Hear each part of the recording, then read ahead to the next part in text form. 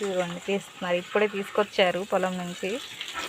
ఒక పక్కనేమో మొక్కలకి వాటర్ పెడుతున్నాం మేము.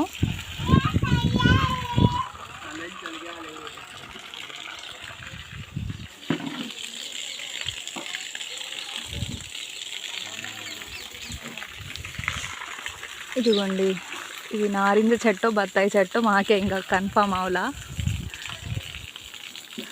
పిందెలు అయితే పడినాయి బాగా, మీకు ఫోన్లో క్లారిటీ లేదు. ఇదేమో జామకాయల చెట్టు,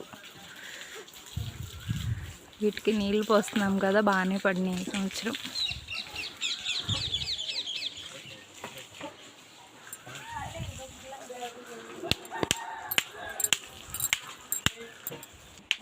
ఇది చూసారా, టపాకా అంట, చూపిస్తాను ఆగండి.